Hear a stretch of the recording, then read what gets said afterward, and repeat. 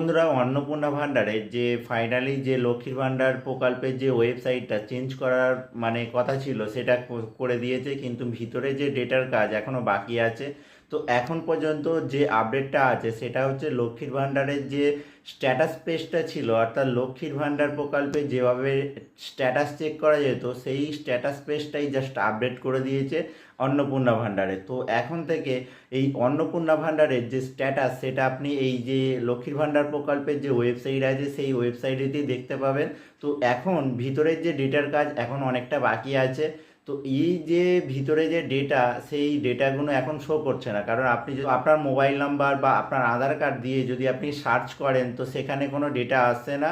তো ডেটা দু একদিনের মধ্যে ইনক্লুড করে দেওয়া হবে, ডেটা ভিতরে কাজ চলছে।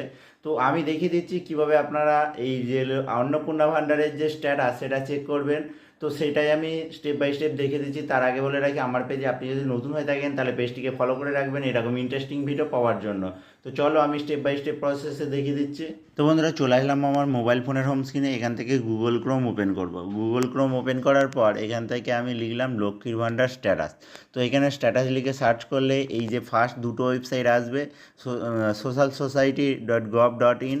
তো এই যে ওয়েবসাইট দুটো, এই দুটো ওয়েবসাইট থেকে আপনি দেখতে পারেন, এটা হচ্ছে হোম পেজের ওয়েবসাইট। এই যে অন্নপূর্ণা ভাণ্ডার গভর্নমেন্ট অফ ওয়েস্ট বেঙ্গল, এর উপর জাস্ট ক্লিক করব।